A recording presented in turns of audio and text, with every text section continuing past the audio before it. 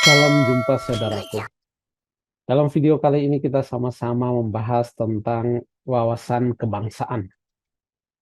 Ada 4 pokok bahasan yang akan kita bahas bersama. Yang pertama itu adalah makna wawasan kebangsaan. Yang kedua itu adalah perjuangan mewujudkan bangsa Indonesia. Yang ketiga itu adalah kekayaan Indonesia sebagai bangsa. Dan yang keempat, apa yang harus aku lakukan sebagai anak bangsa dalam menjaga keutuhan negara dan bangsa Indonesia. Pokok bahasan 1 dan 2 serta 3 itu akan dibahas satu persatu sesuai dengan nomornya. Sementara itu pokok bahasan yang keempat akan dibahas pada akhir pembahasan nomor 1, 2, dan 3 sebagai bentuk aplikatif kita sekarang setelah memahami wawasan kebangsaan Indonesia itu.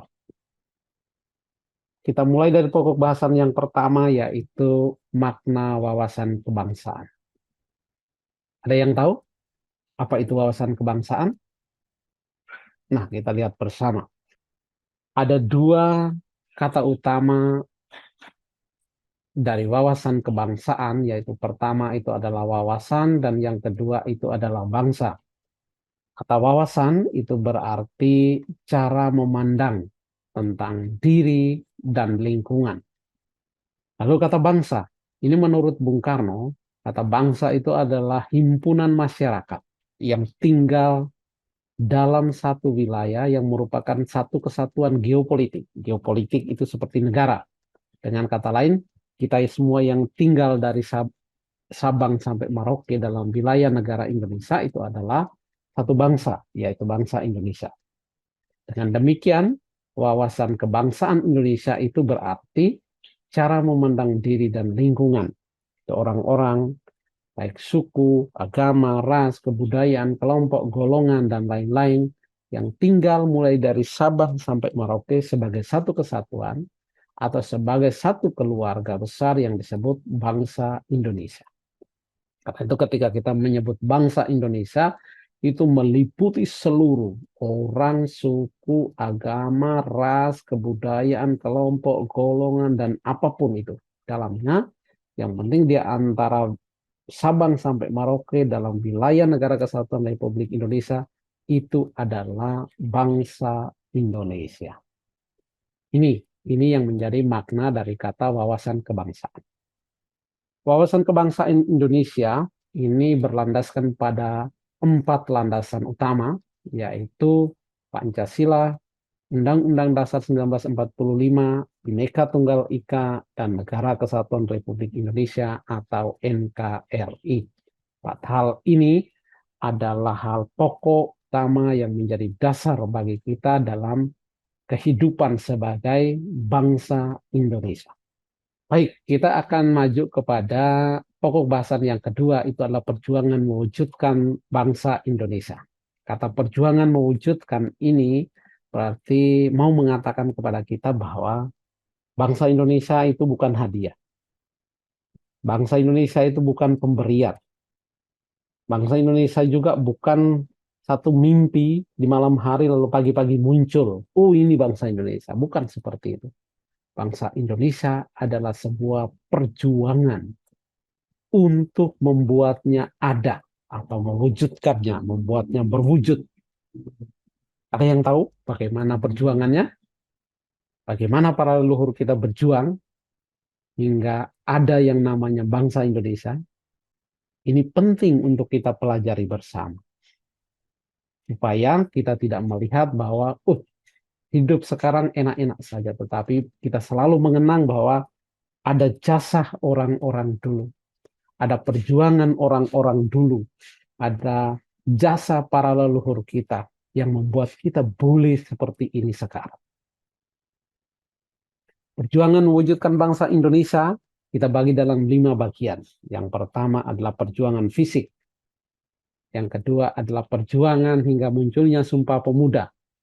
Yang ketiga adalah perjuangan hingga adanya Pancasila. Yang keempat, perjuangan para tokoh, para pendiri bangsa kita hingga terproklamirkan kemerdekaan Indonesia. Dan yang kelima adalah perjuangan para tokoh bangsa kita, hingga adanya Undang-Undang Dasar sebagai konstitusi negara kita. Kita lihat persatu persatu. Pertama adalah perjuangan fisik. Gambar ini mungkin bisa merangkum perjuangan fisik. Ada tulisan di sana merdeka atau mati. Ini adalah gambar Bung Tomo. Tapi kata merdeka atau mati ini adalah semboyan dari seluruh nenek moyang kita ketika itu. Ketika mereka terjun ke medan perang, cuma ada dua pilihan. Mereka merdeka atau mati. Tapi apakah itu buat mereka takut? Tidak.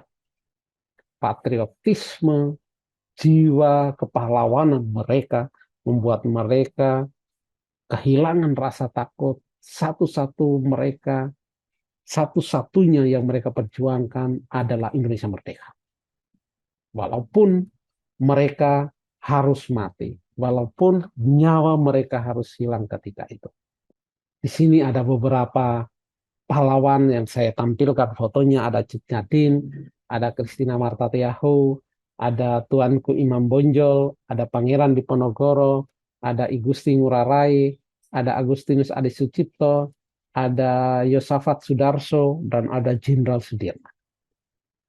Jadi kita lihat foto-foto mereka ini terlihat bahwa ada unsur laki-laki dan perempuan, ada unsur orang Sumateranya, ada orang Jawa, ada orang dari wilayah Indonesia Timur, ada orang Bali di sana, ada orang yang Muslim, ada orang Kristiani, ada orang Hindu di sana.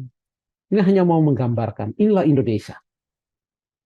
Para pejuang fisik bangsa Indonesia adalah juga orang yang sangat pluralis. Mereka mulai dari Sabang sampai Merauke, tidak melihat agamanya apa, tidak melihat sukunya apa, dia perempuan apa laki-laki, semua mereka berjuang. Hal ini mau mengatakan kepada kita bahwa bangsa Indonesia adalah milik semua suku yang ada di Indonesia, milik semua agama yang ada di Indonesia, milik semua ras yang ada di Indonesia, milik semua golongan. Kita semua adalah pemilik sah bangsa ini. Lalu yang menjadi pertanyaan adalah bagaimana perilaku kita sekarang yang menempati bumi yang diperjuangkan dengan darah dan nyawa ini. Kita tidak bisa menutup mata terhadap segala prestasi, segala pencapaian hingga saat ini. Ada saham Freeport yang sudah dipegang oleh negara sampai 51%, ini satu prestasi yang luar biasa. Pembangunan di seluruh wilayah Indonesia, tol hampir di seluruh tempat di Indonesia, penguatan wilayah-wilayah yang paling pinggir dari Indonesia, ini satu pencapaian yang luar biasa. Tetapi kita tidak bisa menutup mata terhadap kejadian-kejadian seperti ini. Korupsi. Para pejabat mempertontonkan sikap kerakusan dengan korupsi, di mana pemerintah berjuang memakmurkan seluruh rakyatnya, tetapi pejabat-pejabatnya secara pribadi dengan kerakusannya terus-menerus melakukan korupsi. Apakah tindakan ini sesuai dengan patriotisme dari para pahlawan kita? Mereka berjuang untuk negara ini, hanya dua pilihan, merdeka atau mati. Mereka pasti tidak hanya melakukan itu untuk kepentingan pribadi mereka, untuk kepentingan bangsa ini, untuk kepentingan negara ini. Tetapi perilaku korupsi mau mengatakan apa kepada kita? Egoisme, kerakusan pribadi, kerakusan golongan mungkin ada di sana. Penyuapan terus terjadi. Praktek jual beli jabatan masih terjadi hingga saat ini. Kita bisa lihat di televisi baru-baru ini terjadi. Siapa pejabat siapa yang ditangkap karena itu. Berapa jumlah uang yang dia peroleh dari jual beli jabatan. Kita bisa lihat. Sikap hidup hedon yang ditunjukkan oleh para pejabat-pejabat negara kita. Kita bisa lihat sendiri. Apakah sesuai dengan perjuangan fisik bangsa para pahlawan kita? Apakah ini adalah sikap-sikap patriotik? Saudara-saudaraku bisa menilainya sendiri. kebakaran hutan, kebakaran lahan, sangat sering terjadi. Disengaja ataukah tidak disengaja. Para aparat yang tahu itu semua. Perebutan lahan. Mari ini menjadi bahan refleksi untuk kita. Masihkah sikap-sikapku seperti ini sesuai dengan sikap patriotik yang ditunjukkan oleh para leluhur dalam memperjuangkan bumi ini, bumi tempat kita tinggal sekarang ini? Oke, ini yang pertama. Yang kedua, perjuangan mewujudkan bangsa Indonesia yang kedua adalah Sumpah Pemuda. Saya mau menunjukkan ini pertama, bahwa orang-orang yang mengikuti kongres hingga lahirnya Sumpah Pemuda itu adalah para pemuda dari berbagai suku. Ada namanya Jong Java, ada namanya Jong Sumatera, ada namanya Pemuda Indonesia, ada namanya Sekar Rukun itu dari Sunda, ada Jong Islamiten, ada Jong Batak Bon, ada Jong Celebes itu dari Sulawesi, ada Pemuda Kaum Betawi, dan Perhimpunan Pelajar Indonesia. Mereka semua berkumpul bersama, lalu mengambil satu keputusan untuk menunjukkan kesatuan mereka sebagai bangsa Indonesia. Mereka bilang begini. Yang pertama, kami putra dan putri Indonesia mengaku bertumpah darah satu, tanah Indonesia. Kami putra dan putri Indonesia mengaku berbangsa yang satu, bangsa Indonesia. Kami putra dan putri Indonesia menjunjung bahasa persatuan, bahasa Indonesia. Satu yang luar biasa. Dalam Kongres Pemuda yang pertama, rumusan Sumpah Pemuda yang ketiga ini agak berbeda. Sehingga ketika itu tidak disetujui. Rumusannya itu adalah kami putra putri menjunjung bahasa persatuan, bahasa Melayu. Karena itu tidak disetujui, lalu pada Sumpah Pemuda Kongres yang kedua ini disepakati seluruhnya namanya adalah Indonesia. Ini adalah gambaran mereka kongres ketika itu, ini para pemuda semua. Lalu ini adalah tokoh-tokohnya, saya tidak bisa sebut namanya satu persatu karena tidak tahu. Sudah itu ini mereka foto setelah kongres. Lalu ini ilustrasinya. Ada Jong Batak, ada Jong Manado, Jong Java, Jong Ambon, Jong Sumatera, Jong Java, Jong Papua. Mereka meninggalkan semua egoisme kesukuannya, mereka semua berkumpul menjadi satu bangsa Indonesia. Lalu bagaimana dengan anak muda kita sekarang? Nah, kita tidak boleh menutup mata bahwa banyak prestasi yang telah diraih oleh anak muda kita sekarang. Tahun 2021 ada Olimpiade Informatika Internasional dan 4 anak kita membawa pulang 4 medali, 1 medali emas dan 3 medali perak. Ketika itu ada Pikatan Arya Brahma Jati, itu dapat emas, lalu Nicholas Patrick, Rama Arya Suta Pangestu, Edward Geraldi Cangdinata, itu 3 mereka yang terakhir itu mendapat medali perak. Lalu ini The Minions, siapa yang tidak kenal mereka? Mereka adalah pendekar bulu tangkis yang mengibarkan nama Indonesia di dunia. Ini ada satu lagi, ini adalah Spider Woman, Desa Maderi Takusuma Dewi. Dia ini adalah seorang pemanjat tebing yang di tahun 2023 ini meraih medali emas di World Climbing Championship 2023 di Swiss dan juga di Asian Games di Hangzhou.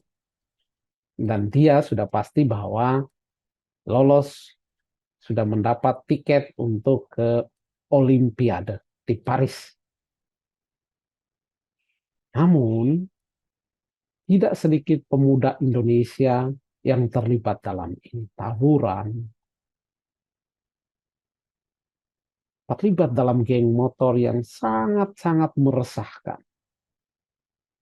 Menjadi pengedar, pengguna narkoba, terlibat dalam minum-minuman keras. Nah, mari kita refleksikan bersama. Apakah sikap-sikap ini cocok sebagai pemuda-pemuda Indonesia yang menjadi tulang punggung bangsa ini? Yang ketiga, perjuangan yang ketiga adalah perjuangan hingga lahirnya Pancasila. Dikatakan perjuangan karena Pancasila tidak lahir begitu saja, tetapi melalui satu proses yang panjang. Perumusan dimulai pada masa sidang 1 BPUPKI, tanggal 29 Mei sampai 1 Juni 1945. Rangkaian ini ditutup dengan pidato Soekarno pada 1 Juni yang menawarkan 5 prinsip dari dasar negara yang diberi nama Pancasila. Rumusan Soekarno tentang Pancasila kemudian digodok melalui Panitia 8 yang dibentuk oleh Ketua Sidang BPUPKI. Kemudian membentuk Panitia 9 yang menyempurnakan rumusan Pancasila dari pidato Soekarno ke dalam rumusan versi Piagam Jakarta pada 22 Juni 1945. Dan yang kelima, bahwa pengesahan dilakukan pada tanggal 18 Agustus 1945 oleh PPKI yang menghasilkan rumusan final Pancasila yang mengikat secara konstitusional. Karena itu kita dapatkan 5 rumusan Pancasila seperti sekarang ini. Perjuangan yang keempat itu adalah proklamasi. Ada 2 tokoh kunci yang ada di sana, yaitu Insinyur Soekarno dan Muhammad Hatta. Mereka didukung oleh tokoh-tokoh pemuda ketika itu, dan mereka semua berjuang. Proklamasi adalah salah satu tonggak sejarah. Tonggak sejarah dari negara Indonesia. Pada proklamasi itu berarti negara Indonesia sudah final, kita adalah satu negara.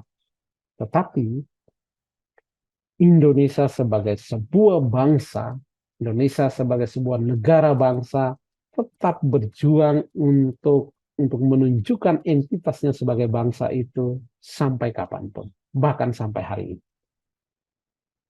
Lalu perjuangan yang kelima itu adalah perjuangan hingga mencapai Undang-Undang Dasar 1945. Undang-Undang Dasar 1945 adalah sebuah konstitusi negara yang dia disahkan pada tanggal 18 Agustus 1945. Dan UUD 45 menjadi dasar bagi setiap peraturan perundang-undangan yang ada di bawahnya. UUD 45 sebelum perubahan terdiri atas pembukaan, batang tubuh, dan penjelasan. Tetapi setelah perubahan terdiri dari pembukaan dan pasal-pasal. Sejauh ini sudah 4 kali terjadi perubahan pada Undang-Undang Dasar 1945. Perubahan pertama terjadi pada Sidang Umum MPR tahun 1999. Perubahan kedua terjadi dalam Sidang Tahunan MPR 2000. Lalu perubahan ketiga terjadi pada Sidang Tahunan MPR tahun 2001. Dan perubahan keempat terjadi pada Sidang Tahunan MPR tahun 2002. Perubahan itu mencakup 21 bab, 73 pasal dan 170 ayat, 3 pasal aturan peralihan dan 2 pasal aturan tambahan. Nah, sekarang kita sudah selesai 2 pokok bahasan, yaitu pokok bahasan makna, wawasan kebangsaan, lalu yang kedua itu perjuangan mewujudkan bangsa Indonesia. Lalu yang ketiga sekarang kita melihat kekayaan Indonesia sebagai bangsa. Ada yang tahu apa kekayaan Indonesia sebagai bangsa? Apakah minyak bumi? Apakah gas? Apakah mineral? No. Itu adalah kekayaan Indonesia sebagai negara.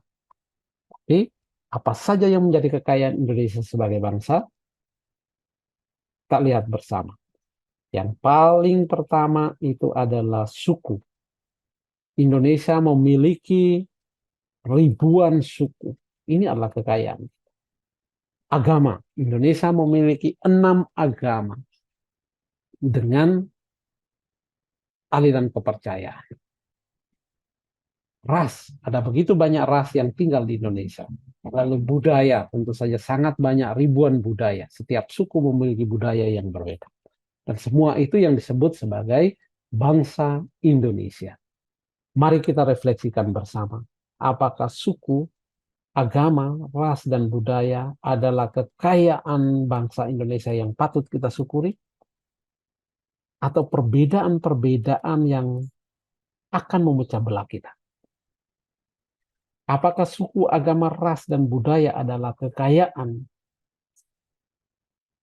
Ataukah menjadi potensi-potensi yang memecah belah kita? Kita lihat bersama dalam kehidupan kita sehari-hari, kadang-kadang ada pertikaian antar suku, kadang-kadang ada benturan hanya karena perbedaan agama.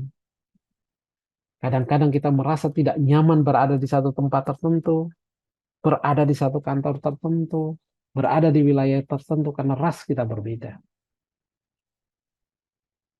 Atau kadang-kadang kita merasa sebagai orang asing, orang aneh, karena budaya kita berbeda dari yang lain. Kita adalah bangsa Indonesia. Suku, agama, ras, budaya yang berbeda ini sudah ada sejak dulu. Tunjukkan oleh para pahlawan kita.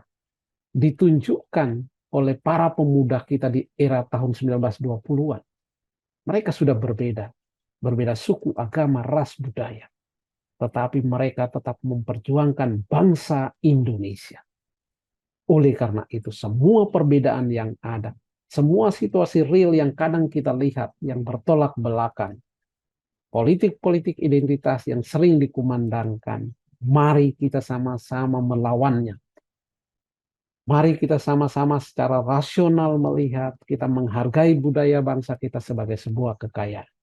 Dan kita sama-sama mengatakan bahwa perjuangan mewujudkan bersatunya Indonesia adalah perjuangan kita bersama. Agar Indonesia kita tetap kukuh.